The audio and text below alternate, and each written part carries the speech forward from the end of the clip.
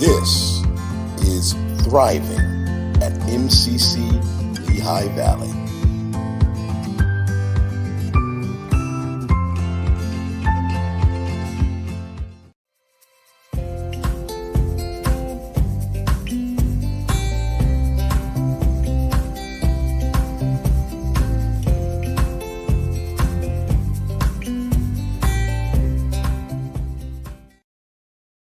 Hi, and welcome to MCCLV's Thriving Thursday. Today, courtesy of the MCCLV's Green Team, we're going to be discussing the important issue of water, how we use it, how we misuse it, some spiritual and practical reasons we should get involved, and how you can make a difference right at home. So let's dive in. So first, I'd like to ask you, for just a second, to consider all the ways that we use water. So go ahead and take a minute. Think about maybe what you do when you get up, what you do when you get home. I feel pretty safe naming some of the things you're probably thinking of. Drinking. I'm pretty sure some of you thought of drinking water. Maybe drinking coffee. Some of you may have thought of washing the dishes or doing laundry. Maybe you considered the toilet or the shower, maybe brushing your teeth, and that's great. All of these things use water, but we need to dive a little bit deeper if we're going to get into some of the issues with water. Did you think of the water that you used to cook your food or wash your produce? How about the water that we give to our pets or that we use while gardening? And this is just water used for direct purposes. It doesn't take into account water used indirectly, say in agriculture, watering livestock, the water used to process wood into paper or turn steel into a car. It doesn't take into account water used for transportation or hydroelectric power. So we're going to get into all of this today, kind of touch on some of this and all these different uses and what that ends up looking like here in America. So first, we're going to look and watch this video. This is from a couple years ago from Take Part. This is about the hidden cost of water and all the little ways the cost of water sneaks into our daily lives.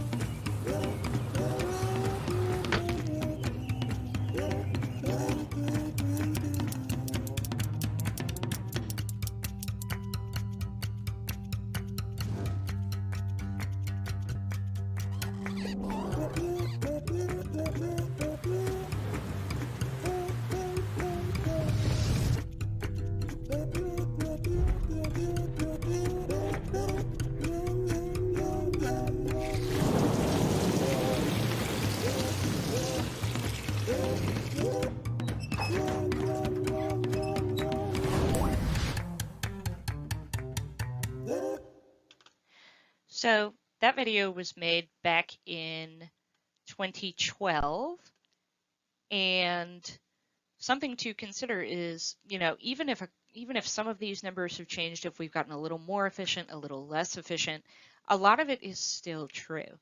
And a lot of these water shortages are already occurring, as we're going to touch on in a second.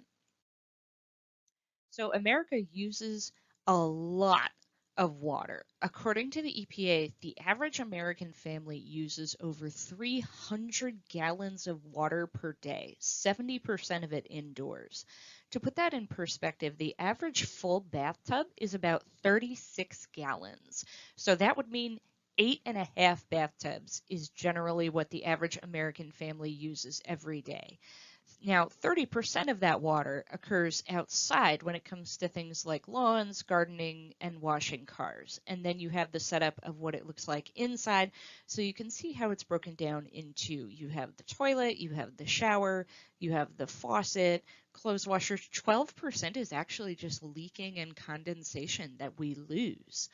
And when you compare how much water we use as Americans to citizens in other parts of the world, we use far more. According to the CDC, while an American citizen uses on average 156 gallons a day, the average citizen in France uses 77 gallons, and in India 28, and in Mali 7. Now, I know what you're thinking. Water is renewable, right? What's the issue? It rains, the water comes back, it fixes itself pretty quickly. Except the problem is that that's actually pretty misleading to think of water as renewable, and we're going to get into why. So this is why it's a little bit misleading to think of water as renewable. So only 3% of the world's water is fresh water, and less than 1% is actually accessible, which means it's not trapped in a glacier, it's not too far underground for us to reach. So a third of the world's population, and that's 40% of Americans, uses groundwater for their water. So that's water that's down below ground that we have access to. And according to a recent study by Canadian scientists published in the journal Nature Geoscience, only 6% of groundwater renews within a human lifetime, which they marked as 50 years. Groundwater is also usually found closer to the surface where it's more vulnerable to pollution and drought. So it either has the opportunity to evaporate much more quickly in drought, or it's incredibly vulnerable to pollution. So there are some aquifers, if contaminated, they'll actually be contaminated for decades or even thousands of years.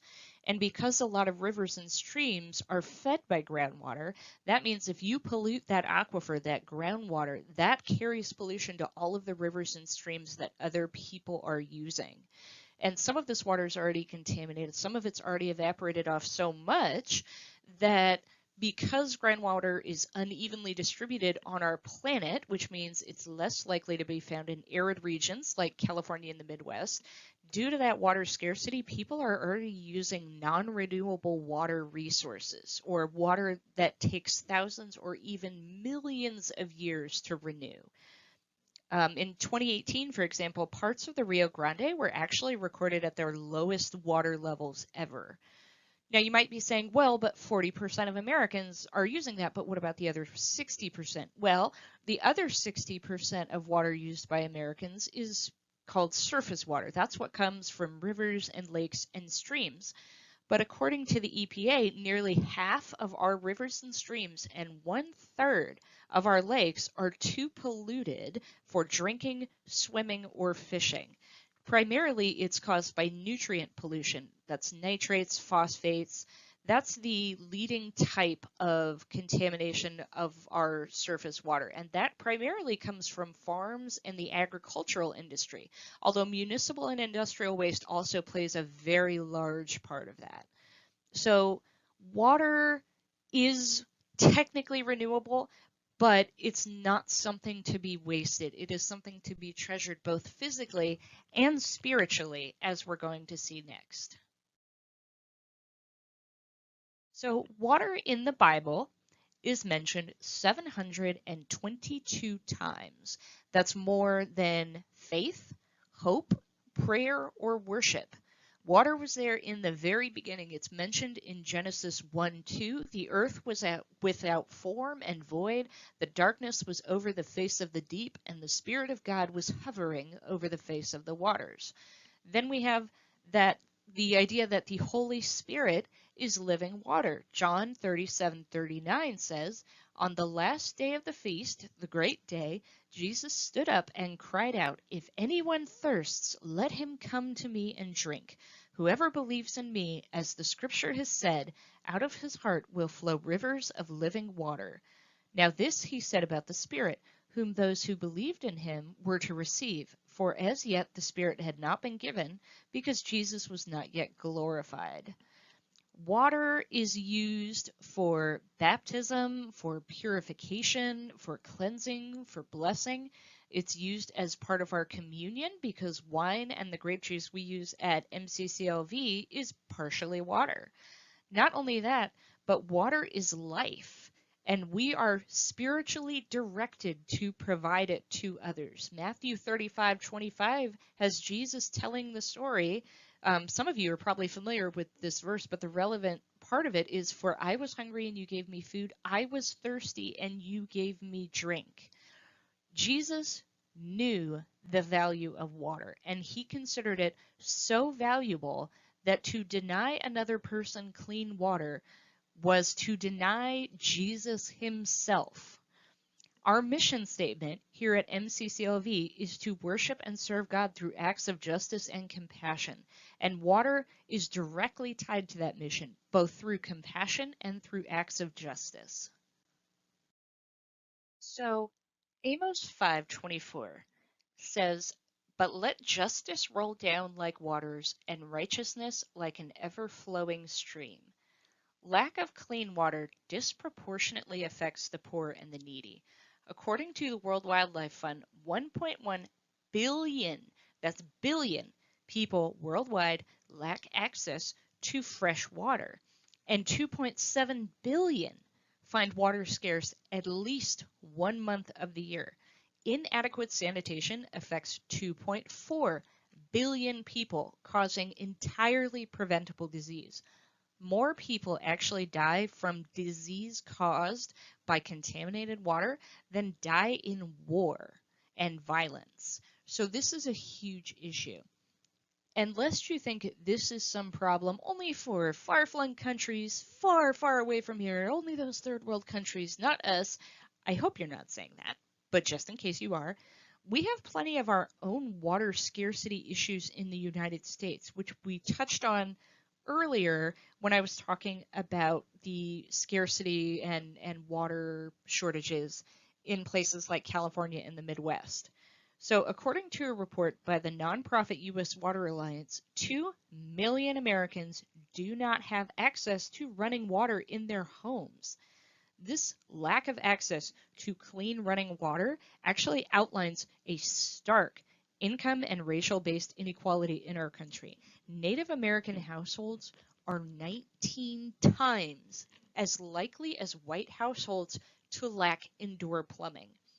Black and Latino households are twice as likely as white households to lack access to indoor plumbing.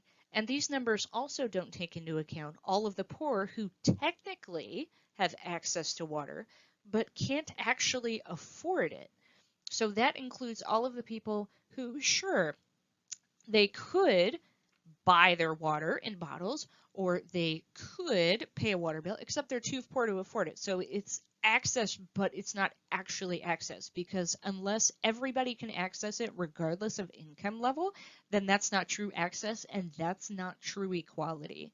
So what does this actually look like in America? Let's take a look at some of the people who are dealing with this right now. So we're going to be playing a short video from the BBC concerning bad water in the United States. It has put us just through hell. There's just no other way to say it. The only thing really unusual about what happened in Flint is that the agencies responsible got caught.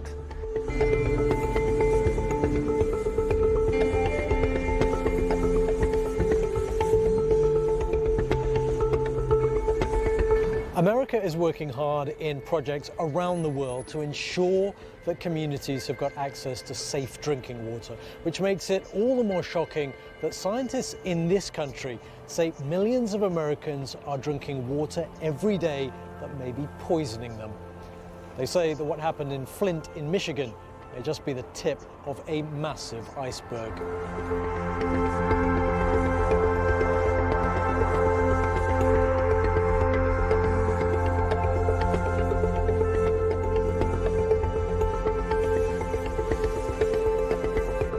Before she even knew about the lead poisoning, Kerry Weber recalls her shock when she took her daughter to the hospital.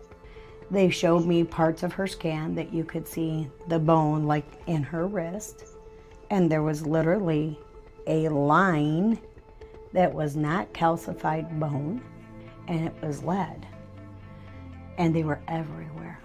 It's thought that high lead levels caused a spike in Legionnaire's disease, infertility, miscarriages, growth abnormalities in unborn children, and behavioural problems, among many other serious effects.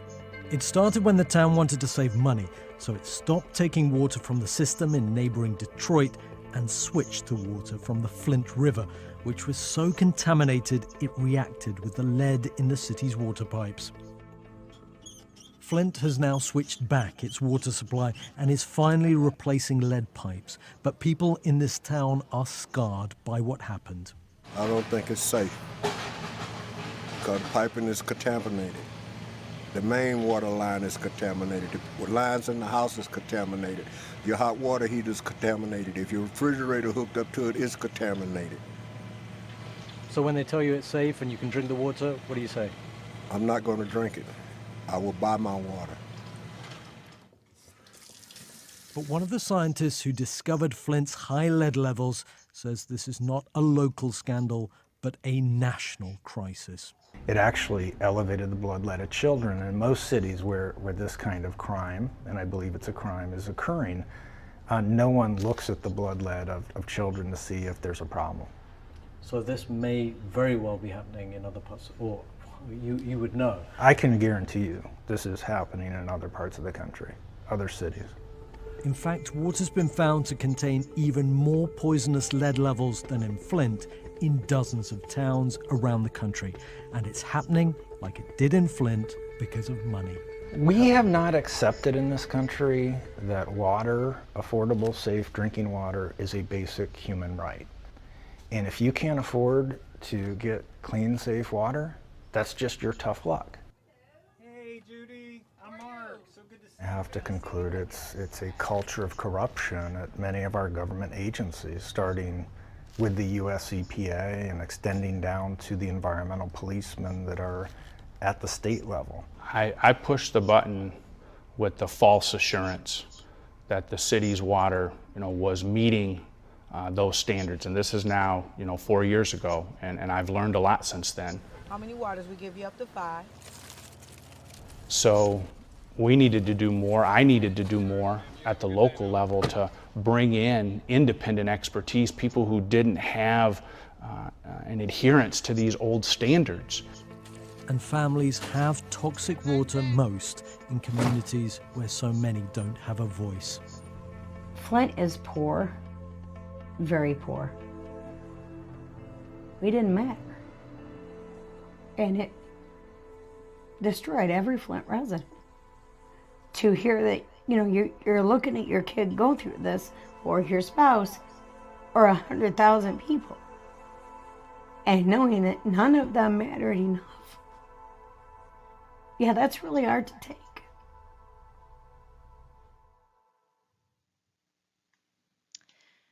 In other words, the rich are going to have a far easier time accessing water than all of these people down at the bottom. This is the definition of injustice, which is why it's up to each of us on this to act. So what does acting even look like? Because this all may be a little bit overwhelming and even discouraging. You see all these huge issues and you say, well, how am I supposed to work on agriculture? How am I supposed to work on infrastructure?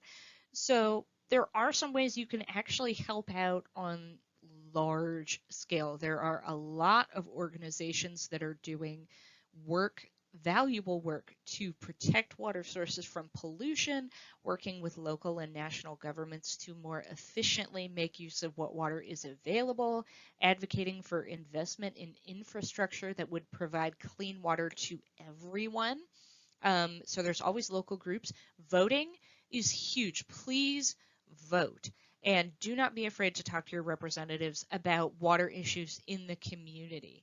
If you're looking for a specific organization to volunteer for, a good option would actually be the Delaware River Watershed Initiative. The Delaware River Basin, that includes the Lehigh River nearby, supplies water to more than 15 million people. Over 50 nonprofits have come together to create the Delaware River Watershed Initiative in order to focus on various areas that will help protect this water area so that it can continue to provide clean water to everyone that relies on it. Because seriously, 15 million people are relying on the water that flows right through the Lehigh Valley. So this is our water that we're talking about, and it's had some issues with pollution before, so this is important. But now we're also going to talk about some small scale changes that you can make around the home, because larger actions like these need to be combined with actions that we can take in our own homes. So before we get into this, I want to make it clear, not everyone is going to be able to do everything, and that's okay. It's about doing what you can. Theodore Roosevelt said, do what you can with what you have where you are. So even if you can only do a couple of the things on this list, that's great. So let's start with the beginning. First, we need to start thinking of water as something finite. Right now, we have a very big issue in the United States where a lot of us who have good access to clean water think, oh, well, I just turn on the faucet and it's there. We think it's always going to be there. We don't think anything of wasting water. We need to stop that way of thinking, and we need to start thinking of water as something valuable and not something to be wasted. Water is something we all need. It is deserving of respect, and it should be treated with care. The second thing you might do is use the water footprint calculator at watercalculator.org. The water footprint calculator is a really fascinating way to look at all of the elements of your life where you're using water and then figure out where you're using the most water so that you can cut back. So what we have here is an example of a little graph from watercalculator.org. This is showing an example of some of the items that you use every day and the hidden cost of water in it. So as you can see, you've got a tomato that costs 2.5 gallons to grow that tomato. You've got the steak, you've got the sheet of paper. Look at how much water a pair of jeans actually takes to create. Using the water calculator is actually really useful because it means that you can sort of custom tailor your response and your changes in your day-to-day life with what you actually use water on. So there's no point in going through all this. We're going to talk about lawns in a minute. There's no point in looking at how much water is wasted on a lawn if you do not have a lawn. But everyone can look at things about faucet use or certain items that you use or possible dietary changes. So there's a lot of ways you can custom tailor how you want to look at where you're using water. So next, a big one. This is so huge. Use, dispose, and reduce your waste and recycle things properly. We throw out so much water every year. According to the World Resources Institute, the 1.3 billion tons of food wasted every year contain 45 trillion gallons of water. That's 24% of all water used for agriculture, and agriculture is already the largest consumer of water, taking up 70% of all freshwater usage. That is a huge amount that we are essentially just throwing out. So something simple that, for example, my family's put into practice is we bought some freezer containers. And so instead of throwing out food, we put leftovers in the freezer container and we put it in the freezer. Putting it in the fridge, we were losing food because we didn't use it fast enough. So things like this to reduce waste, even just with food, would be huge. You can also look into, according to the World Resources Institute, one cotton shirt takes 2,700 liters of water to make. That is enough water for one person to drink for 2.5 years. There is an issue with the garment industry, which already produces a lot of water pollution, with clothes that aren't meant to last, or this idea that we just buy clothes and then toss it out when we don't need it, or quote unquote need it anymore. So another thing you can do really easy is use your clothes until they're absolutely worn out, and consider, I really loved shopping, and I've been but it's such a waste of water. So that's just something you consider, you consider, do I really need this? Maybe not. And then you pass on it. In contrast, to make you feel a little bit better, as an example of recycling and what recycling can do, 1 ton of recycled office paper saves 7,000 gallons of water. That's a huge amount of water that we're normally just tossing out. So recycling is absolutely huge. It saves so much. So work as best you can to reduce waste and try to recycle as best you can. Number 4, you can buy a refillable water bottle. I know that we've been harping on the water bottle thing all over in various activist groups. You've probably seen commercials about it, seen the refillable water machines in museums and all over the place. But it really is something valuable you can do if you can. It actually takes more water to make a plastic bottle than the water that's inside it. And according to the Environmental Working Group, water bottle makers charge up to $1,900 times more than tap water. That's even though an estimated 25% of the bottled water is just tap water. So they're literally charging you so much more just to give you what they are pulling out of the tap water themselves. So that's another one you can do if you want to save yourself. You save yourself money, and you save water. Now, oh my gosh, we're going to touch on lawn care. If you have a lawn, I could honestly talk about lawns all day. Typical lawns in America are a massive overconsumer and polluter of water. Fertilizers and pesticides are a major source of water pollution, and according to the EPA, 30 to 60% of urban fresh water is used on lawns. So if you'll remember me talking about agricultural nitrates and phosphates going into the water supply earlier and contaminating it, that's not just something that people are using on farms. That's something we're using in our own backyards and front yards. That's stuff we're using in our gardens.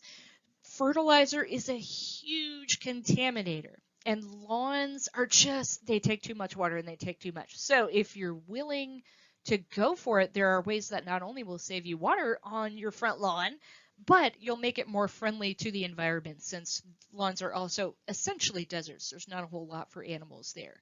Consider, if you want to go all in, consider growing vegetation that's native and doesn't require extra water. So clover is an excellent example.